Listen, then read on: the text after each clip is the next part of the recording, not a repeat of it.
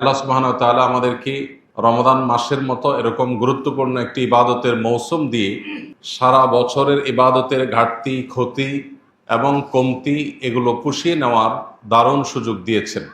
প্রশংসা সেই মহান রবের, যিনি আমাদেরকে এই রমাদান মাসে লাইলাতুল কদর দান করে মাত্র একটি রাত ইবাদতের মাধ্যমে হাজারো মাস ইবাদতের চাইতে বেশি ফজিলত আহরণ করবার সুযোগ দিয়েছেন। রমাদানের এই গুরুত্বপূর্ণ ইবাদতের মৌসুমটিকে আমরা বেশিরভাগ মানুষই যথাযথ ব্যবহার করতে পারি না। এটা হলো সবচেয়ে দুর্ভাগ্যজনক বাস্তবতা। রমাদানের এই মাস শুধু গতানুগতিক কিছু আমল, কিছু আচার এবং কিছু করণীয়, এটার মধ্যে শুধুমাত্র রমজানটা সীমাবদ্ধ না। রমাদান মাসের প্রধান আমল যে সিয়াম, এই সিয়ামের আসল বার্তা, এর আসল মর্ম, এর আসল প্রাণ, সিয়ামের দাবি এ সম্পর্কে আমরা বেশিরভাগ মানুষই আসলে ওয়াকিফাল না। আমরা মনে করি রমাদান মাসের সিয়াম বা রোজা এটা শুধুমাত্র উপোস থাকার নাম, অথচ এটা উপোস থাকার নাম না। এর বাইরে এই মাসকে ঘিরে আরো নানাবিধ কর্মসূচি আমাদেরকে কোরআন এবং হাদিস দিয়েছে। সেই কর্মসূচিগুলোকে যদি আমরা আমাদের জীবনে বাস্তবায়ন করতে পারি, তাহলে সেক্ষেত্রে রমাদানের এই সিয়াম সাধনা, এই রোজা রাখা পুরো মাসের ইবাদত সার্থক হবে। আল্লাহ রাব্বুল আলামিন আমাদের সবাইকে সেই তৌফিক দান করুন। মুহতারাম হাজরিন, সিয়ামের এই আয়োজন আমাদেরকে আত্মনিয়ন্ত্রণ শেখাবার জন্য। আল্লাহ রাব্বুল আলামিন বলেছেন, কুতিবা আলাইকুমুস সিয়ামু কামা কুতিবা আলাল লাযীনা মিন ক্বাবলিকুম লাআল্লাকুম তাত্তাকুন। তোমাদের পূর্ববর্তীদের উপর যেভাবে সিয়াম ফরজ করা হয়েছিল, তোমাদের উপর সেভাবে সিয়ামকে ফরজ করা হয়েছে, রোজা ফরজ করা হয়েছে, যেন তোমরা আশা করা যায় তোমরা মুত্তাকি হবে। অর্থাৎ সিয়াম সাধনার মাধ্যমে আমরা মুত্তাকি হয়ে উঠব, এটাই হলো সিয়ামের লক্ষ্য। কিভাবে মুত্তাকি হয়ে উঠব? সিয়াম শব্দের অর্থই হলো বিরত থাকা, নিবৃত থাকা, পরিহার করা। আমরা যখন সিয়াম সাধনা করি, আমরা যখন রোজা রাখি, তখন আমরা পান থেকে, আহার থেকে, যৌনতা থেকে আমরা বিরত থাকি। এই যে বিরত থাকার কর্মসূচি, এটা মূলত আত্মনিয়ন্ত্রণের প্রশিক্ষণ। আমার জীবনের প্রতিটি পদে পদে এরকম অপশন আছে, যে অপশনে আমার ডিসিশন নিতে হয়, অপশন চুজ করতে হয়। আমি যখন সোশ্যাল মিডিয়াতে স্ক্রল করি, একটা ভিডিও আমার সামনে এসেছে, আমি সেখানে ক্লিক করব কিনা, ভিডিওটা আমি দেখব কি দেখব না, সেখানে কোনো রিয়্যাক্ট আমি করব কি করব না, করলে কোন রিয়্যাক্ট আমি করব, কমেন্ট আমি করব কি করব না, করলে কি কমেন্ট করব, এই সব বিষয়ের ক্ষেত্রে আমাদের ডিসিশন নিতে হয়। এক্ষেত্রে আল্লাহ যা নিষেধ করেছেন সে বিষয় থেকে বিরত থাকার যে প্রচেষ্টা আমার সামগ্রিক জীবনে চালাতে হয়। জীবনের প্রতিটা মুহূর্তেই আমাদের অগণিত সিদ্ধান্ত নিতে হয়। আমি সুযোগ পেয়েছি একজনকে ঠকাবার, বোকাশোকা মানুষ পেয়েছি, ঠকাবো কি ঠকাবো না একটা সিদ্ধান্তের ব্যাপার। আমি সুযোগ পেয়েছি ক্ষমতা কক্ষিগত করে মানুষ থেকে অবৈধ অর্থ উপার্জন করবার, এই সুযোগ কাজে লাগিয়ে আমি সে অবৈধ অর্থ উপার্জন করব নাকি করব না, সিদ্ধান্তের ব্যাপার। প্রতিদিন ঘুম থেকে ওঠার পর থেকে নিয়ে ঘুমানো পর্যন্ত শত শত হাজার হাজার সিদ্ধান্ত আমরা নিয়ে থাকি। সাবকনশিয়াস মাইন্ডে, অবচেতন মনে আমরা এই সিদ্ধান্তগুলো নিয়ে থাকি। আপনি ঘুম থেকে ওঠার পর ঘুম থেকে ওঠার দোয়া নবী সাল্লাল্লাহু আলাইহি সাল্লাম শিখিয়েছেন, এই দোয়াটা আপনি পড়বেন নাকি পড়বেন না, সিদ্ধান্তের ব্যাপার। এরপর আপনি যখন ওয়াশরুমে যাবেন, ওয়াশরুমে প্রবেশ করতে গিয়ে ডান পা আগে দিবেন না বাম পা আগে দিবেন, সিদ্ধান্তের ব্যাপার। আপনার ডান পাটা আগে চলে গেছে, নবী সাল্লাল্লাহু আলাইহি সাল্লামের নির্দেশনা হলো বাম পা দিয়ে প্রবেশ করতে হবে, তাহলে এখানে আপনি ডান পা দিয়ে প্রবেশ করতে গিয়ে আবার সরে আসছেন, এই যে বিরত থেকেছেন। ঠিক একইভাবে আপনি ফজরের ওয়াক্তে মুয়াজ্জিনের আজানের পর একজন পুরুষ হিসাবে জামাতের সাথে হাজির হয়ে নামাজ পড়বেন নাকি শুয়ে থাকবেন, সিদ্ধান্তের ব্যাপার। আল্লাহ তাআলা এই সময় ঘুমিয়ে থাকতে নিষেধ করেছেন, আসসালাতু খায়রুম মিনান নাওম, মুয়াজ্জিনকে দিয়ে আল্লাহ ঘোষণা দিয়েছেন। অতএব ঘুম থেকে বিরত থাকা, ঘুমকে পরিহার করা, এটা সিদ্ধান্তের ব্যাপার। এভাবে যদি আমরা হিসেব করি, আপনার বাসায় পরিবারের সাথে আপনার ঝগড়া হয়েছে, কোনো কারণে মনোমালিন্য তৈরি হয়েছে, এখন মুখ দিয়ে একটা খারাপ কথা বের হতে যাচ্ছে, বের করবেন কি করবেন না, সিদ্ধান্তের ব্যাপার। এভাবে আপনি একজন কাস্টমারের সাথে একজন দোকানদার হিসাবে কোনো কথা নিয়ে বাদানুবাদ হয়েছে, আপনি তাকে একটা কটু কথা বলবেন কি বলবেন না, সিদ্ধান্তের ব্যাপার। এভাবে সামগ্রিক জীবনে প্রতিদিন শত শত সিদ্ধান্ত আমরা নিয়ে থাকি। এই সিদ্ধান্তগুলোই আমার গন্তব্য ঠিক করবে, আমার গন্তব্য কি জান্নাত হবে নাকি জাহান্নাম। এই সিদ্ধান্তগুলোই ঠিক করবে যে আমি কি আল্লাহকে সন্তুষ্ট করতে পারছি নাকি পারছি না। এই সিদ্ধান্তগুলোই যোগফল বের করে দিবে আমি কি এই সিদ্ধান্তগুলো সঠিকভাবে গ্রহণ করার মধ্য দিয়ে মুত্তাকি হতে পেরেছি নাকি আমার ভুল সিদ্ধান্ত গ্রহণ করে ফাসিকের কাতারে গিয়েছি। সিয়াম আমাদেরকে শেখায় তোমার প্রতিটি সিদ্ধান্ত গ্রহণ করবার ক্ষেত্রে আল্লাহ যা নিষেধ করেছেন সেটাকে মাথায় রেখে সিদ্ধান্ত তোমার গ্রহণ করতে হবে। ঠিক যেভাবে তুমি সিয়াম রেখে, রোজা রেখে তোমার পেটে প্রচন্ড ক্ষুধা আছে, সামনে খাবার আছে, কেউ দেখছেও না, এমতো পরিস্থিতিতেও তুমি খাবারটা গ্রহণ করছো না, পিপাসা পেয়েছে, পানিও আছে, কিন্তু আল্লাহ নিষেধ করেছেন তুমি পান করছো না। ইফতারের ঠিক আগ মুহূর্তের যে পরিস্থিতিটা, সেটা সবচেয়ে বেশি উপভোগ্য, সবচেয়ে বেশি শিক্ষণীয়, সবচেয়ে বেশি বার্তাবাহক। কারণ ইফতারের রকমারি, ইফতারের যে পসরা সাজিয়ে আমরা বসি, আমরা এই আকর্ষণীয়, লোভনীয়, মুখরোচক সব খাবার পানীয় এগুলো সামনে নিয়ে বসেছি যখন, তখন আমরা সবাই ক্ষুধার্ত, আমাদের সবার পেটে প্রচন্ড ক্ষুধা, সামনে খাবারও আছে, কেউ আমার হাত ধরে রাখে নাই, কেউ আমার মুখে টেপ দিয়ে রাখে নাই, আমাকে বিরত রাখছে আল্লাহ তাআলার নিষেধাজ্ঞা। আল্লাহ বলেছেন আতিম্মুস সিয়ামা ইলাল লাইল, তোমরা সিয়াম পূর্ণ করো সেই সুবহে সাদিক থেকে নিয়ে সন্ধ্যা হওয়া পর্যন্ত, সূর্য অস্ত যাওয়া পর্যন্ত। এই যে সূর্যাস্ত পর্যন্ত আমাকে পানাহার থেকে বিরত থাকবার নির্দেশ আল্লাহ তাআলা দিয়েছেন, সেই নির্দেশ এতগুলো আকর্ষণীয় মুখরোচক খাবার চোখের সামনে থাকার পরও, আমি ক্ষুধার্ত থাকার পরও সেই নির্দেশ আমাকে বিরত রেখেছে। যদি কারোর সিয়াম জীবনের প্রত্যেকটা ক্ষেত্রে এভাবে তাকে আল্লাহ রাব্বুল আলামিনের আদেশ নিষেধকে মাথায় রেখে সিদ্ধান্ত নিতে উদ্বুদ্ধ করে, সে যদি এই শিক্ষাটা গ্রহণ করে, একজন শিক্ষার্থী যদি নকল করবার সুযোগ আছে কিন্তু কোরআন এবং হাদিসের আলোকে এটা নিষিদ্ধ, অতএব সেটিকে মাথায় রেখে তিনি তার নকল করলে একটু লাভও হয়, সুযোগও আছে, কিন্তু তিনি করছেন না, এটাই হলো সিয়ামের মূল লক্ষ্য। না হলে আমরা দিনের বেলায় পানাহার না করে থাকলে আল্লাহর কি? আল্লাহর তো কোনো ঠেকা পড়েনি। আমরা না খেয়ে কষ্ট করার মধ্য দিয়ে আল্লাহর কোনো লাভ নাই, বা আল্লাহ তাআলার এখানে কোনো স্বার্থ নাই। আল্লাহ সুবহানাহু ওয়া তাআলা আমাদেরকে মুত্তাকি করতে চান। আমাদের জীবনের বহু পরিস্থিতি এমন আসে, আমি যা চাই তা পাবো না, সবকিছু আমার মন মতো হবে না, আমাকে সংযম করতে শিখতে হবে, আমাকে সংগ্রাম করতে শিখতে হবে, আমাকে বিরত থাকা শিখতে হবে, আমাকে আত্মনিয়ন্ত্রণ করা শিখতে হবে, আমার সন্তানকে শেখাতে হবে। ভোগবাদী এই পৃথিবীর চতুর্দিকে আপনি ভোগের আহ্বান পাবেন, ত্যাগের আহ্বান কোথাও আপনি পাবেন। সম্পদ, শক্তি, সক্ষমতা, শৌর্যবীর্য, প্রভাব প্রতিপত্তি, পদ পদবী, ক্ষমতা, যত রকমের ভোগ আছে গোটা পৃথিবীর চতুর প্রান্তে আপনি দেখতে পাবেন শুধু ভোগের আহ্বান। একমাত্র ইসলামে আল্লাহ রাব্বুল আলামিন আমাদেরকে ত্যাগের আহ্বান দিয়েছেন। কারণ পৃথিবীর মানুষ যতদিন পর্যন্ত আত্মনিয়ন্ত্রণ করতে না শিখবে, যতদিন পর্যন্ত আমরা ত্যাগী না হতে পারবো, যতদিন পর্যন্ত আমরা সংযমী না হতে পারবো, পৃথিবীটা চকচকে তকতকে হতে পারে, পৃথিবীটা দেখতে অনেক চমৎকার মনে হতে পারে, পৃথিবীটা দেখতে অনেক সাজানো গোছানো মনে হতে পারে, অনেক আধুনিক হতে পারে, তথ্য প্রযুক্তির উন্নতির চরম শেখরে পৌঁছে যেতে পারে, কিন্তু পৃথিবীটা বাসযোগ্য কখনোই হবে না যতক্ষণ পর্যন্ত মানুষ অন্যায় থেকে আত্মনিয়ন্ত্রণ করবার প্রেরণা নিজের মধ্যে তৈরি করতে না পারবে। আর এই ব্যবস্থা ইসলাম ছাড়া আপনাকে আর কেউ দেয়নি এবং কোথাও আপনি পাবেন না। প্রিয় ভাইরা আমার, ভোগ করবার জন্য কোনো যোগ্যতার প্রয়োজন হয় না, ভোগ সবাই করতে পারে, ত্যাগ সবাই পারে না। অতএব আমার নিজেকে, আমার পরিবারকে, আমার আদরের সন্তানকে এই সিয়াম সাধনার মধ্য দিয়ে ত্যাগের শিক্ষা দেওয়া, আত্মনিয়ন্ত্রণের শিক্ষা দেওয়া, সংযমের শিক্ষা দেওয়া, এটাই হলো সিয়ামের অন্যতম লক্ষ্য। আল্লাহ রাব্বুল আলামিন সেই লক্ষ্য আমাদেরকে বাস্তবায়ন করার তৌফিক দান করুন। প্রিয় ভাইরা আমার, গোটা পৃথিবীতে মানুষ যত অপরাধ করে, যত অন্যায় করে, এই সব অন্যায়গুলো ত্যাগের মানসিকতা থেকে আসে না, ভোগের মানসিকতা থেকে আসে। আত্মনিয়ন্ত্রণ করতে পারলে মানুষ কি কোনো অন্যায় পৃথিবীতে হবে? এই যে অন্যায়, যুদ্ধ, আগ্রাসন, জুলুম, মানুষ হত্যা, যত অন্যায়, যত অনাচার, যত অবিচার, এই সব কিছুর পেছনে মূল ভূমিকা হলো মানুষের মোহ, লোভ, মানুষের খাই খাই মনোভাব, মানুষের ভোগবাদী মানসিকতা। ইসলাম আমাদেরকে এগুলোতে লাগাম দিতে বলেছে। এই লাগাম দেওয়ার এই কথা শুধু ইসলামই বলবে, আপনাকে আর কেউ বলবে না। এই জন্য সিয়ামের এই বার্তাটা যদি আমরা গ্রহণ করে সিয়াম সাধনা করতে পারি, তাহলে সেক্ষেত্রে সিয়াম সার্থক হবে, এই রোজা সার্থক হবে। যদি সেটা না হয়, তাহলে সেক্ষেত্রে নবী সাল্লাল্লাহু আলাইহি ওয়াসাল্লামের ভাষ্য মতে এই রোজা নিছকই উপোস থাকা, এই রোজা কোনো অর্থবহ রোজা নয়। নবীজি বলেছেন, রুব্বা সাইমিন, বহু রোজাদার আছে, লাইসা লাহু মিন সিয়ামিহি ইল্লাল জু, দুর্ভাগ্যজনকভাবে তার সিয়াম সাধনা করে ক্ষুধার্ত থাকা ছাড়া আর তার ভাগ্যে কিছুই জুটে না। তার আমলনামায় কোনো সওয়াব, কোনো বিনিময়, কোনো পুণ্য আল্লাহর কাছ থেকে কোনো প্রতিদান আজর তার জন্য জমা হয় না।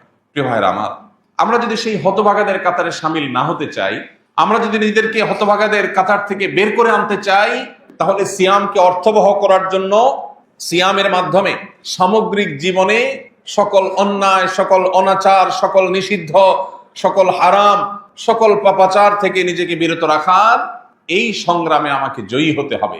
সিয়াম শুধু পানাহার যৌনতার একটা নির্দিষ্ট সময়ের মধ্যে বিরত থাকার নামই যেন না হয়, বরং সিয়াম যেন হয় আমার সামগ্রিক জীবনে সকল প্রকার অনাচার থেকে বিরত থাকার নাম। সিয়াম শুধুমাত্র ওই 12 বা 14 ঘন্টার যেন না হয়, সিয়াম যেন হয় সামগ্রিক পুরো জীবনের সকল অন্যায় থেকে বেঁচে থাকার মধ্য দিয়ে। আল্লাহ আমাদের সবাইকে সেই তৌফিক দান করুন। প্রিয় ভাইরা আমার, আমরা যেন সেই সিয়াম রাখতে পারি, আমরা যেন সেই রোজা রাখতে পারি। আল্লাহ রাব্বুল আলামিন বহু উপযোগিতা তৈরি করে দিয়েছেন। কারণ নবী সাল্লাল্লাহু আলাইহি ওয়াসাল্লাম ইরশাদ করেছেন, রমজান মাস যখন শুরু হয় তখন সুলসিলাতিশ শায়াতিন, শয়তানদেরকে শৃঙ্খলাবদ্ধ করে ফেলা হয়। এটা কিসের জন্য? আমাদের আমলের প্রেরণা যেন আমরা পাই, আমরা যেন নেক আমল করতে পারি, আমরা যেন আল্লাহ রাব্বুল আলামিনের প্রিয় পাত্র হওয়ার পথে এগিয়ে যেতে পারি, আমরা যেন শয়তানকে পরাভূত করতে পারি।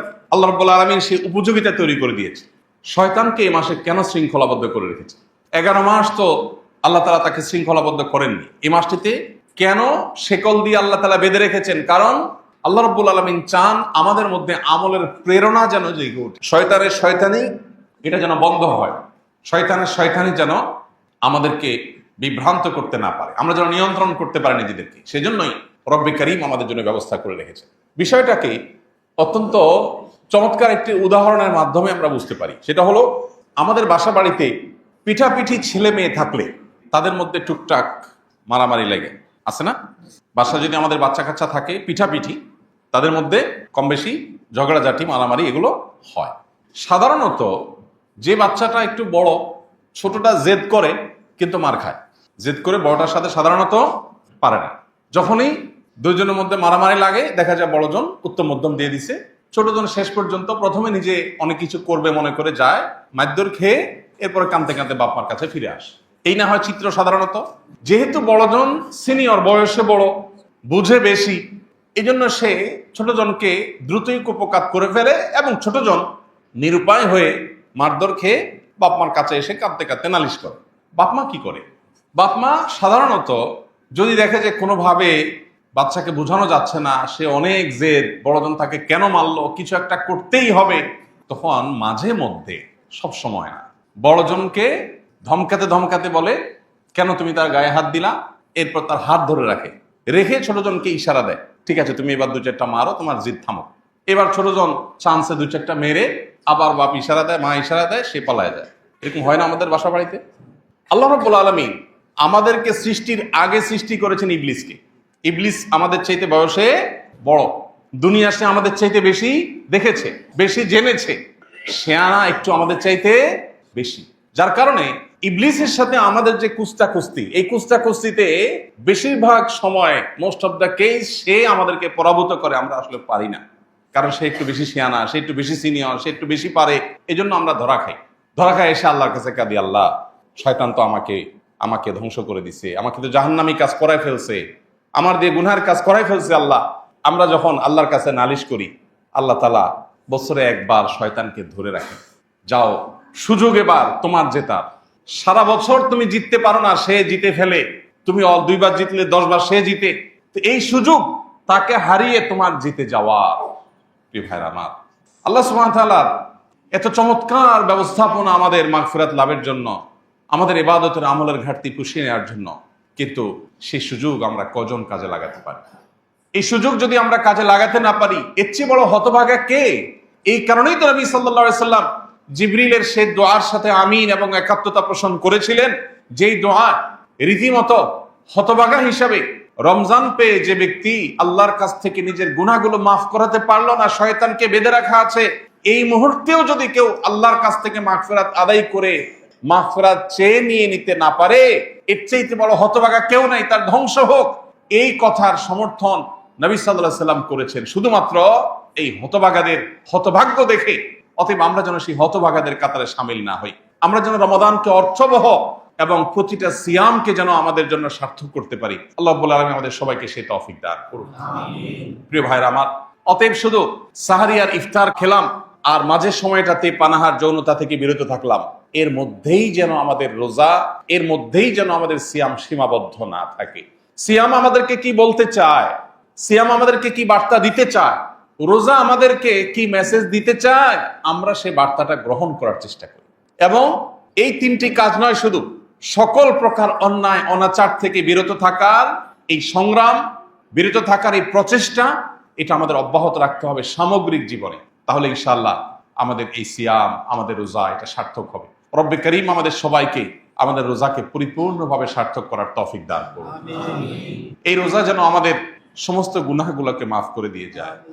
আমাদের আমলনামা থেকে সকল অন্যায়, সকল অনাচারের সকল ডকুমেন্ট আল্লাহ রাব্বুল আলামিন যেন সব যেন ডিলিট করে দেন, সব যেন আল্লাহর কাছ থেকে মুছিয়ে নিতে পারি।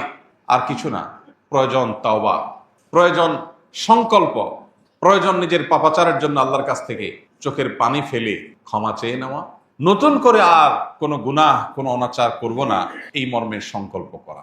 এই দুটি কাজ খুবই সহজ, কিন্তু একদিকে আমাদের বাহিরের শত্রু শয়তান, অপরদিকে আমাদের ভেতরের শত্রু আমাদের কুপ্রবৃত্তি। এই দুটি শত্রু আমাদেরকে কোনোভাবে তওবা করতে দেয় না। রমাদানের অনেকগুলো দিন অতিবাহিত হয়ে গেছে, কি মনে হয় আমি কি আল্লাহর কাছ থেকে আমার গুনাহগুলো মাফ করাতে পেরেছি, মাফ করাবার জন্য চেষ্টা করতে পেরেছি? আমি কি 2, 4, 10, 20 মিনিট সময় নিয়ে আল্লাহর কাছে চোখের পানি ফেলে জীবনের তরে সকল অন্যায় অনাচার গুনাহ বর্জন করবার সংকল্প করতে পেরেছি? আমি কি জীবনে সমস্ত পাপাচার থেকে ফিরে আসব সেই সিদ্ধান্ত নিতে পেরেছি? অত্যন্ত গুরুত্বপূর্ণ প্রশ্ন। নিজের বিবেকের কাছে প্রশ্ন রাখি। আনন্দের বিষয়, সময় এখনো শেষ হয়ে যায়নি। যদি আমার নিজের ব্যাপারে কোনো অনুযোগ থাকে, অভিযোগ থাকে যে আমি আসলে সেই কাজটি করতে পারিনি, তাহলে আল্লাহ শুকর আদায় করি, সময় এখনো শেষ হয়ে যায়নি। রমাদানের দিন, রমাদানের রাত, রমাদানের অবসর সময়, রমাদানের কর্মব্যস্ত সময়, প্রতিটা মুহূর্তকে আসুন আল্লাহর স্মরণ দিয়ে পরিপূর্ণ করে রাখি। আমাদের ফোকাস, আমাদের মনোযোগ যে সমস্ত বিষয়গুলো কেড়ে নেয়, সেটা হোক সোশ্যাল মিডিয়ার স্ক্রলিং, হোক আমাদের বন্ধু বান্ধবদের কোনো আড্ডার মজলিস, হোক আমাদের অন্য কোনো কিছু, সে সব বিষয় থেকে আমরা সরে এসে পরিপূর্ণ মনোযোগ আল্লাহর দিকে দিয়ে একটি মাস আমার সমগ্র জীবনকে যেন পরিবর্তন করবার জন্য যথেষ্ট হয়। এখান থেকে যেন সেই রসদ আমি পাই, সেই প্রেরণা আমি পাই, সেই শক্তি আমি পাই, সে উৎসাহ যেন আমি পাই, সে উদ্দীপনা যেন আমি পাই, সে সিদ্ধান্ত যেন আমি গ্রহণ করতে পারি, জাহান্নামমুখী ট্র্যাক থেকে সরে এসে জান্নাতমুখী ট্র্যাকে যেন আমি উঠে যেতে পারি, সেই চেষ্টাটা আমাদের থাকতে হবে। তবেই এই রমাদান আমাদের সার্থক হবে। আমি শুধুমাত্র সাহারি ইফতার, আমি শুধুমাত্র তারাবি আর রোজা, এই 4টে জিনিসের মধ্যে আমার রোজাকে, আমার রমজানকে সীমাবদ্ধ না করে আমার এই রমজানকে আমি বহুমুখী আমল দিয়ে সাজাবো, তওবা দিয়ে আল্লাহর কাছ থেকে ইস্তেগফারের মাধ্যমে নিজের ক্ষমা গুনাহগুলোকে মাফ করিয়ে নিয়ে তারপরে আমার রমজানকে আমি সার্থক করব। রব্বে করিম আমাদের সবাইকে সেই তৌফিক দান করুন। চেষ্টা করব তো ইনশাআল্লাহ। প্রিয় ভাইরা আমার, এই সুযোগ আমাদের সামনে আসছে। আমরা শুধুমাত্র গতানুগতিক কিছু কাজ করার মধ্য দিয়ে আমাদের রমজানকে আমরা শেষ করে থাকি। আল্লাহ রাব্বুল আলামিনের কাছে আসুন কায়মন বাক্যে দোয়া করি, ফরিয়াদ করি, আমরা যেন হতভাগাদের কাতারে শামিল না হই। বহু মানুষ আছে রমাদানে শুধুমাত্র গতানুগতিক কিছু কাজ করে রমজান পার করে দিবে, এই রমজান তার কোনো কাজে আসবে না। আমরা যেন সেই ব্যর্থ মনোরথ মানুষের কাতারে শামিল না হই, আমরা যেন সার্থক হই। সুযোগ এখনো আছে, এখনো বাকি দিনগুলোতে আমরা আল্লাহ তাআলার কাছে নিজের সমস্ত গুনাহের জন্য কায় মনোবাক্যে ক্ষমা চাই, চোখের পানি ফেলি, কিছু সময় একান্ত নিজের করে নেই। সবচেয়ে বুদ্ধিমানের কাজ হবে আপনি রমজানের শেষ 10টা দিন যদি ইতিকাফের সিদ্ধান্ত নিতে পারেন, আর যদি সুযোগ থাকে শেষ 20 দিন ইতিকাফের সিদ্ধান্ত নেন। শয়তান আপনাকে মিথ্যা ভয় দেখাবে, ধোঁকা দেখাবে। শয়তান আপনাকে বলবে তুমি ইতিকাফে বসে গেলে তোমার বাকি সব চলবে কিভাবে, কত কাজ তোমার। আহা, এর চেয়ে বড় মিথ্যা কথা আল্লাহর জমিন আর কিছু নেই। পৃথিবীতে কারোর জন্য কোনো কিচ্ছু থেমে থাকে না, থাকবে না। একসময় যাকে মনে হতো এর কোনো বিকল্প নাই, তার বহু বিকল্প দেখা গেছে, তার চেয়ে বেটার বিকল্প দেখা গেছে না, যায়নি। আপনি মনে করছেন আপনার প্রতিষ্ঠানের জন্য, ব্যবসার জন্য, ফ্যামিলির জন্য আপনি নির্বিকল্প, আপনার মতো হাজার লক্ষ বিকল্প আল্লাহ প্রস্তুত করে দিতে পারেন। আপনি থেকে যা করতে পারবেন আপনি না থাকাতে তার চাইতে বেশি হতে পারে। এটা আমাদের চোখের সামনে অহরহ অগণিত বার হচ্ছে, আমরা দেখতে পাচ্ছি। কিন্তু মানুষ বড়ই অকৃতজ্ঞ। আল্লাহ তাআলা বলেছেন এই জন্য যে ইন্নাল ইনসানা লাকাফুর, মানুষ বড়ই অকৃতজ্ঞ। মানুষ চোখের সামনে দেখে, জানে, শুনে, বুঝে, কিন্তু সে নিজের মধ্যে সেটাকে ধারণ করে না, গ্রহণ করে না।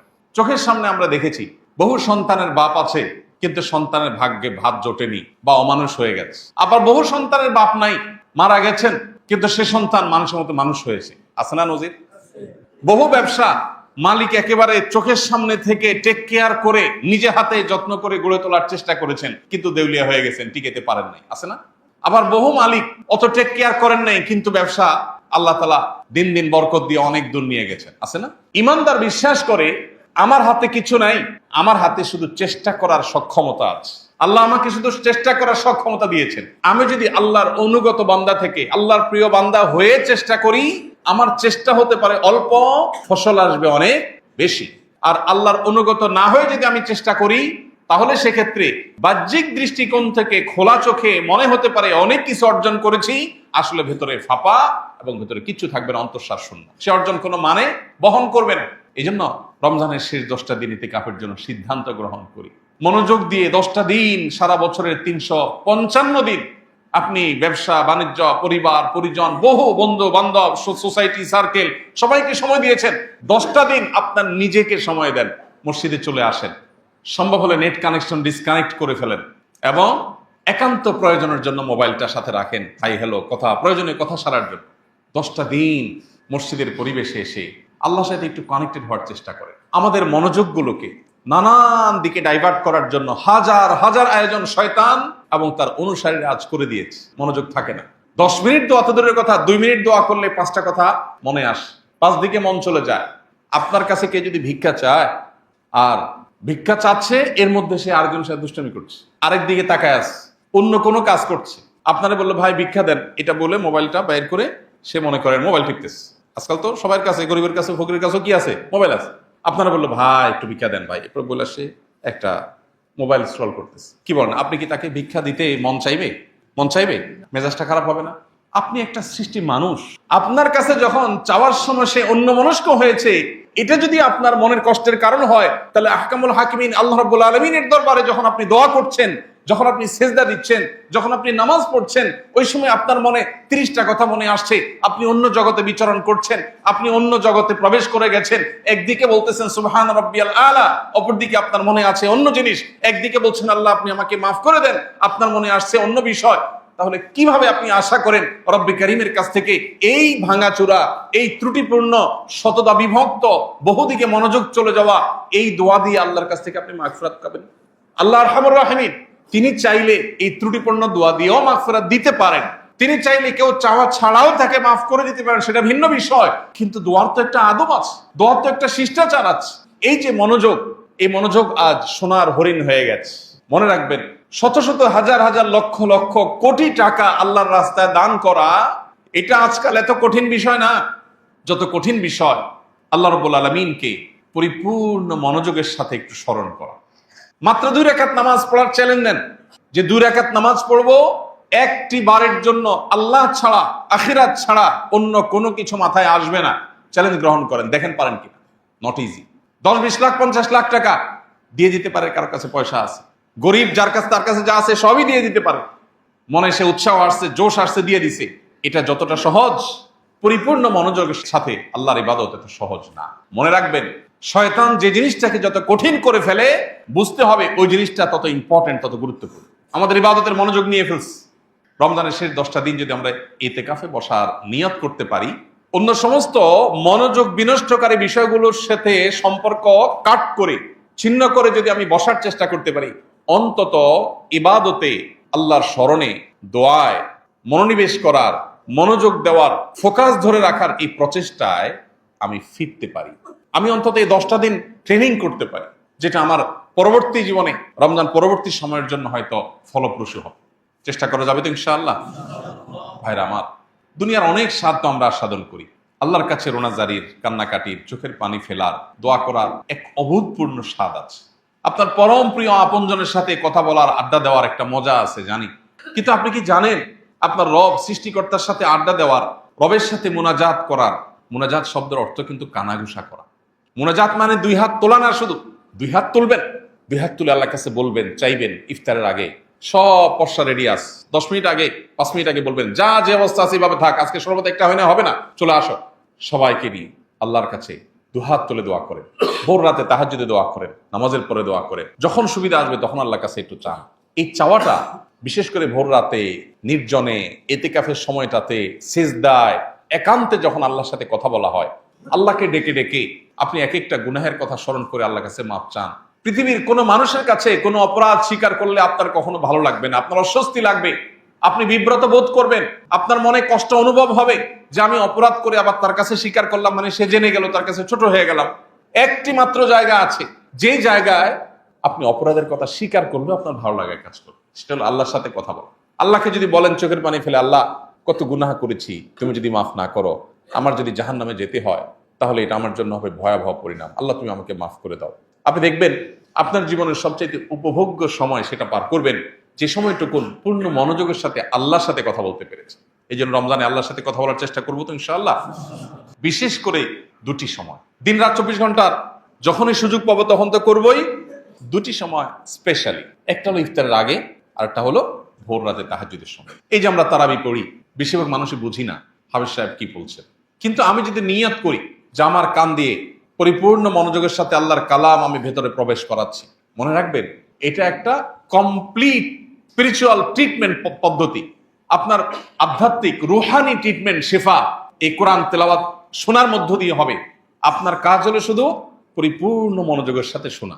এর মধ্য দিয়ে সারা বছরের আপনার চলার জন্য যে রসদ দরকার হয়, রুহানি আধ্যাত্মিক শক্তির দরকার হয়, যে স্পিরিচুয়ালিটি দরকার হয়, সেটা আপনি আহরণ করতে পারেন। এই জন্য ভাই, দরকার তারাবিতে মনোযোগ, দরকার দোয়ায় মনোযোগ, দরকার আল্লাহর প্রতি মনোনিবেশ, দরকার আল্লাহর জন্য চোখের পানি ফেলা। বহু মানুষ এই মসজিদে গত রমাদানে জুমার সময় আমাদের সাথে উপস্থিত ছিলেন, এখন নাই, আছে না এরকম অনেকে?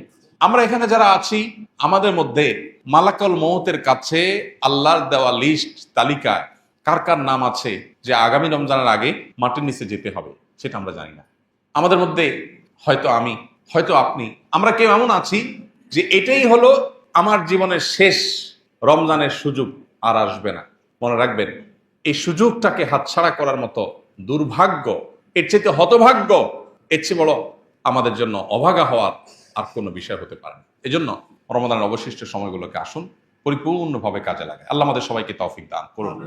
আল্লাহ রাব্বুল আলামিনের কাছে নিজেকে সমর্পণ করি, একটু আল্লাহর সাথে কথা বলি, মনোযোগটা কমায় আনি, টাকা পয়সা, ব্যবসা বাণিজ্য, সম্পর্ক, সম্প্রীতি সব ঠিক রেখে আবার জান্নাতও চাইবেন, আল্লাহরও খুশি রাখবেন। এগুলো কোনো দিনই সম্ভব না, মনে রাখবেন, কোনো দিনই সম্ভব না।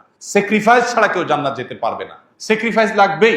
আপনি সব ঠিক রাখবেন, সামাজিকতা, আপনার সন্তান সন্ততি চাওয়া, সবাই খুশি রাখবেন, সব 16 আনা রাখবেন, এরপরে এসে আল্লাহকেও খুশি করতে চাইবেন, এটা হবে না, স্যাক্রিফাইস করতে হবে। এই জন্য হয় আপনার ব্যবসার কোনো কিছুকে, হয় আপনার স্বার্থের কোনো কিছুকে, সামাজিক প্রতিপত্তির কিছুকে স্যাক্রিফাইস করতে হবে। এই স্যাক্রিফাইসের মধ্য দিয়ে রমাদান অর্থবহ হয়ে উঠবে, রমাদান সার্থক হয়ে উঠবে। রব্বে কারীম আমাদের সবাইকে সেই তৌফিক দান করুন।